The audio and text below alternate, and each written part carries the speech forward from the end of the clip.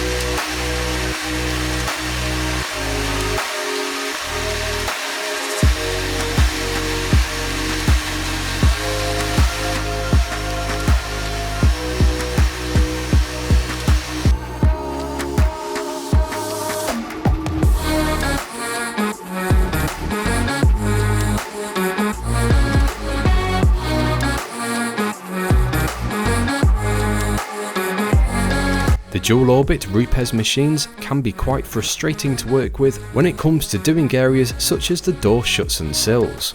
The Mini Bigfoot and its bigger brother the LHR 15 do like to sit flat against the paintwork to spin at max RPM. When it comes to compounding and refining the door shuts, it's impossible to keep one of those machines level on the surface due to the varying amount of different shaped, angled and curved sections in and around the door shuts and sills. I'm using the 2-inch extension for the ShineMate EP803 with a 2-inch microfiber compounding pad. I'll be using the Rupes green medium compound, and I will spend quite a bit of time addressing these areas. I need to warn you now that you do need a steady hand for this process, and lots of patience and a bit of experience in using a rotary machine is vital. Unlike a Rupes Bigfoot dual orbit machine, with this mini rotary, no matter what angle you hit the paint at, the pad is going to keep spinning with the same amount of momentum. It doesn't bog down in the slightest, and it can be rather dangerous in unskilled or inexperienced hands. Take care with this mini rotary if you do decide to get one, but with a bit of patience, practice and precision, you will get the hang of it. The door shuts and sills I imagine on the Focus have never been polished in its 10 years of existence. They are pretty badly swirled up and heavily faded from no doubt quick rub down cleans. The compounding stage, as usual, is working absolutely wonders, and I'm successfully removing most of the visible defects from these often overlooked areas. With detailing, it's all about spending the time required to well and truly transform a vehicle. Imagine spending the best part of 200 hours detailing the exterior to open the doors and be greeted with swirl marks each time you get inside the vehicle. I don't want this to be the case with my own pride and joy, so I'm certainly going the full 9 yards. The compounding stage was first given to remove an impressive amount of swirl marks and scratches before switching over to a 2-inch foam polishing pad for the final refinement stage. Due to the nature of the door shuts and their rather complex design with various angled shapes and curves, without spending a year, it will be implausible to machine polish every last painted section. After the polishing stage was finished, I took a Sonax polishing pad and worked the polish into every area that I was physically able to get to. This included the areas that I wasn't able to get to with the machine polisher, so by adapting to this hand polishing technique will allow me to polish every last painted section. This process will gloss all areas up very nicely, and when treated to a ceramic spray wax towards the end of the detail will make them stand out just like the rest of the paintwork.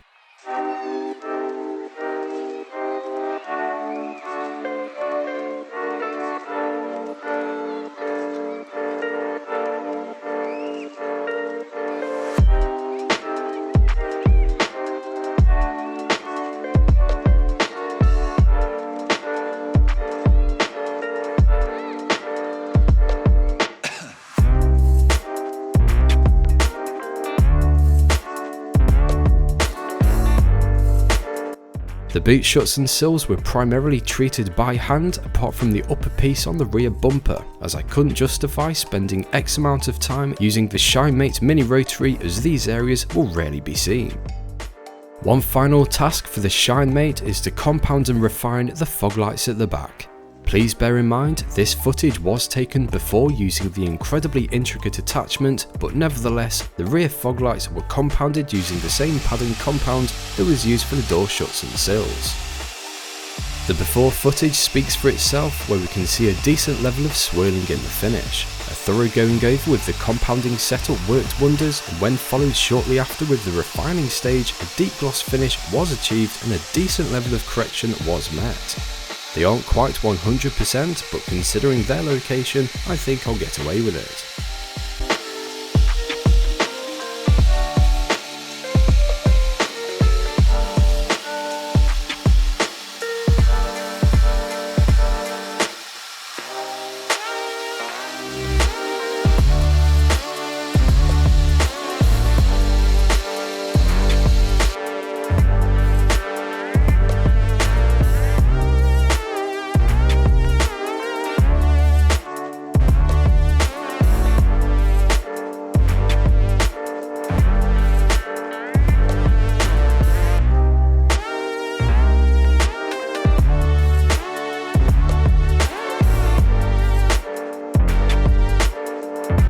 The next task for the car is to try and reduce the scratches on the rear window. The area is pretty vast and those scratches are very annoying. I'll run some tape down the middle so we have a clear before and after, and I'll be using a Car Pro rayon glass polishing pad in conjunction with the Rupes heavy course compound. Glass in general is a very hard material or surface or substance which is very hard to scratch in the first place, so the complete opposite of paintwork. This is going to make the restoration process very difficult, and I have selected the most abrasive combination that I have in my possession. I'm going to spend a decent amount of time on the right hand side of the rear window just to see if I am able to make a decent improvement. I'll apply a bit more pressure to the machine polisher to offer an even heavier cut. I ended up keeping the machine on one single section for around 30 seconds, and to be quite honest, it only made a slight bit of difference. I have used the rayon glass polishing pads in the past to remove staining from car windows caused by a caustic TFR that was allowed to bake on in the sun. The rayon pads worked brilliantly against removing those stains, but not so well in terms of removing the scratches on the rear window. I was hoping for a better result, so I soon swapped out the rayon pad for a FlexiPad's 5-inch microfiber. I applied the Rupes heavy course compound to the pad and I instantly felt that the microfiber pads are so much better suited to the job. This pad sticks flush against the surface far better and it definitely feels as if it is doing a better job. I stuck with this setup and did my best with the right hand side of the rear window before removing the tape from down the middle and spritzing the window with Sam's Detailing window cleaner to give it a clean and to remove the polish residue. In terms of removing any defects, then I would certainly say that I have managed to diminish them down, but most of the scratches have proved far too difficult to fully remove. The biggest difference is in the clarity of the windows, as the right hand side is far clearer. I'm pretty sure that on the unpolished inside still has a thick layer of overspray from some recent body shop work, which was so thick that the clay bar didn't touch it. It is a bit of a shame considering how big and open this hugely visible rear windscreen is, but I decided to call it a day after spending an hour on the rear window. Not that I'm disappointed with my efforts, because sometimes you can only do your best. The windscreen was treated in the same way, primarily to maximise the view from the cockpit and to make the windscreen as crystal clear as it physically can be. I initially cleaned the windscreen and all side windows with the Sam's Detailing window cleaner and then gave all windows and windscreen the same 2-stage machine polish that we did at the rear. The Rupes blue heavy course compound and a microfiber compounding pad is going to offer the incredibly hard surface a good level of cut to remove any potential overspray, light scratches or any staining. The Rupes yellow fine finishing polish is going to maximise the clarity in the windows to get them to a standard that matches the rest of the car.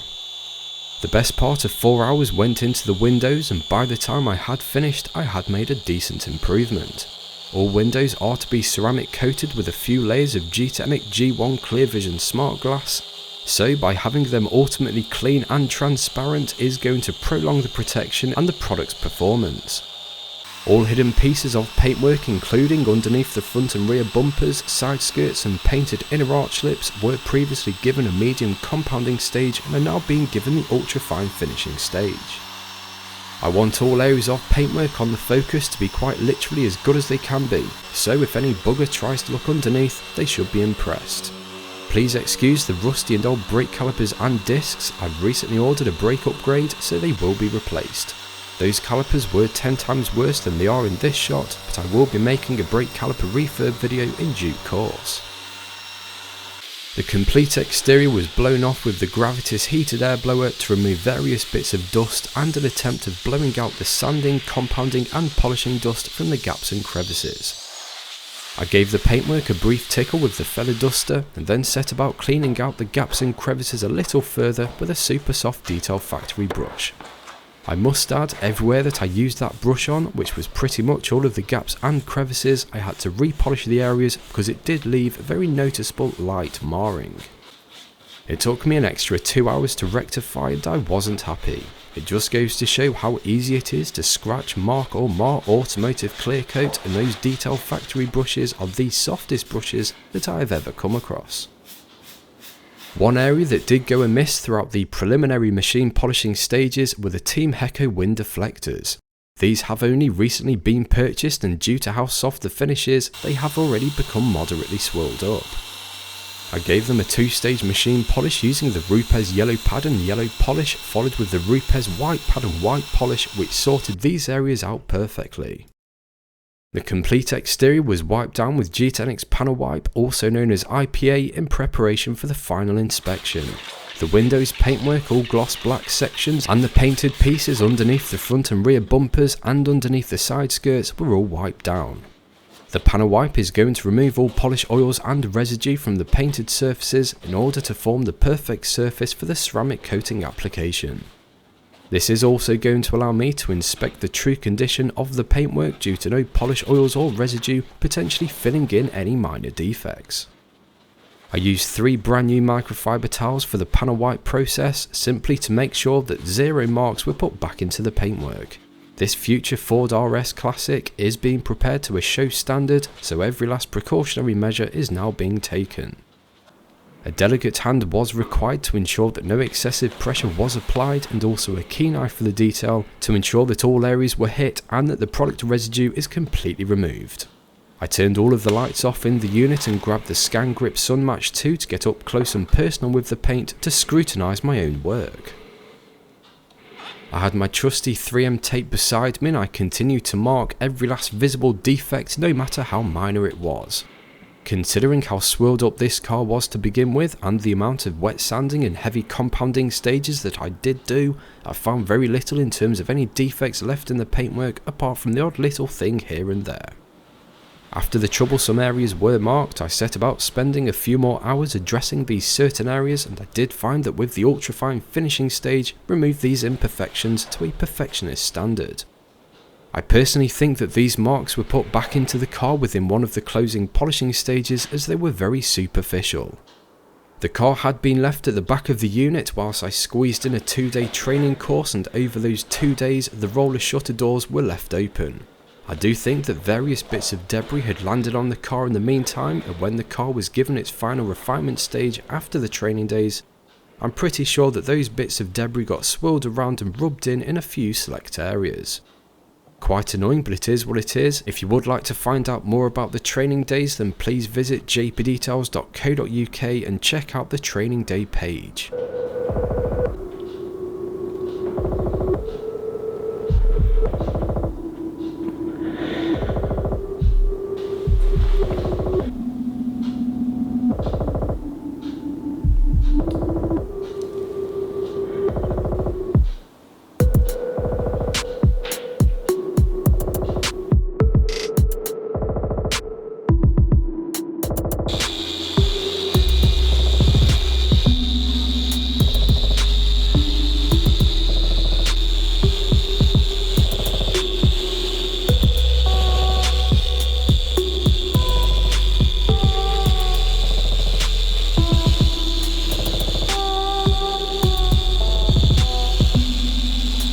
The areas were wiped back down with IPA, inspected for a second time, and for the most part, all areas only required the one additional polishing attempt. Officially, the machine polishing stages are now finished, and I honestly couldn't be happier. I dread to think how much time I actually spent with the machine polishers, but I will let you know in the final episode of the series. Now is the time for one of the more fun tasks, and it is one that I have been looking forward to throughout the entire detail. I need to replace the old and worn RS badges, and I also have a few other stickers to put on the car. We've got the Rab Autos logo sticker, who are the main company that look after the car. I'm going to spar Francochamps in a month's time, and I've already been to the ring, but I'm going again in a month's time. I've already done a track day at Donington and Silverstone, and I plan to do Brands Hatch towards the end of the year. I've got a complete set of carbon fibre effect RS badges, and finally 2 JP Details YouTube stickers for the side windows. It makes sense to put all of the stickers on the car before it gets ceramic coated, so the ceramic coatings can go on over the top. The coatings will seal the stickers in, and in all fairness, due to how hydrophobic the coatings are, the stickers probably wouldn't stick over the top of the coatings. The YouTube ones were nice and easy to apply, and they do stand out pretty well against the tinted rear windows. The more time consuming task was neatly applying the racing circuit decals, which did take a bit of patience and precision to apply in an orderly fashion.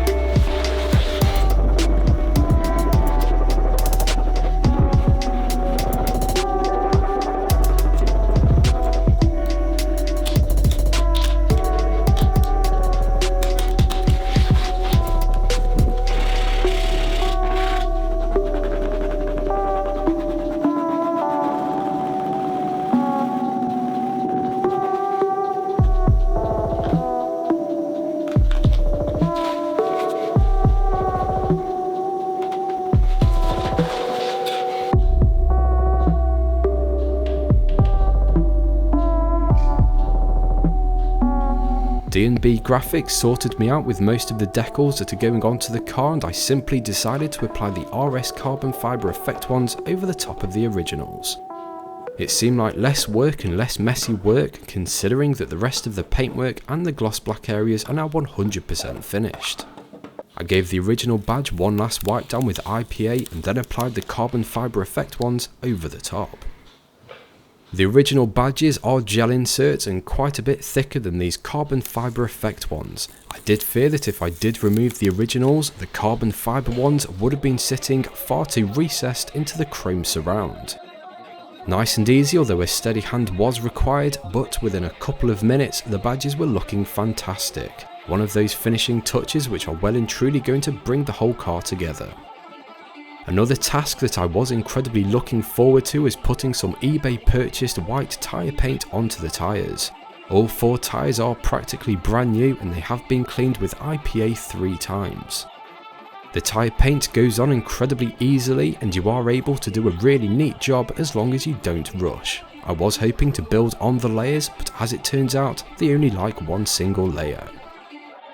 The wheels have been freshly ceramic coated with a second layer of G-Technic C5 wheel armour, so the wheels are almost ready to go back on the car.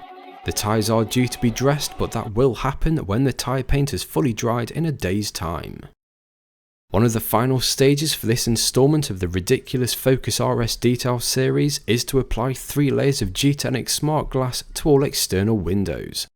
Usually you would apply 3 coats to the windscreen and then a single layer for all of the side windows and the rear screen. However, for the Focus, I am going to apply 3 coats for every single window. The coating, which is specifically designed for a window surface, will provide you with a nice level of water repellency. It will increase your visibility whilst driving in bad weather conditions, and it will also make bugs, tree sap and ice much easier to remove. Ensure that the windows or glass to be treated have been thoroughly decontaminated and polished. Clean the windows with G-Technic panel wipe and then apply the first layer of G1 in vertical lines. Allow the layer to cure for 5 to 10 minutes, which simply happens when you are applying the coating to the other windows, and then apply the next layer in horizontal lines. Allow a further 5 to 10 minutes to cure, then apply the final layer in circular motions. After the 3 layers have been applied, give the coating a final 15 minutes to cure before removing the excess with a fresh microfiber towel. The wiper blades were cleaned with G-Technic panel wipe and they are then coated with G1 Clear Vision Smart Glass. This will help to maintain the low smear characteristics of the coating and to remove any chance of wiper judder. If the wipers do start causing any juddering or smearing, then chances are you need to replace the wipers. After the excess product has been removed with a fresh microfiber towel, clean the windows with G-Technic G6 Perfect Glass and you'll be on to a winner. The car is now officially ready for ceramic coatings, and at this point over 150 hours of solid labour and love have gone into the car. I will let you know how long I spent doing each major stage in the final episode of the series. The next episode is going to cover the ceramic coating application stage, so I hope to see you in a few days' time. As always, thank you for watching. Please consider subscribing to the channel if you haven't already, and please feel free to drop the video a like to show a bit of easy support. Feel free to follow me on Facebook and Instagram, just search JP Details, and I'll hopefully catch you in the next one.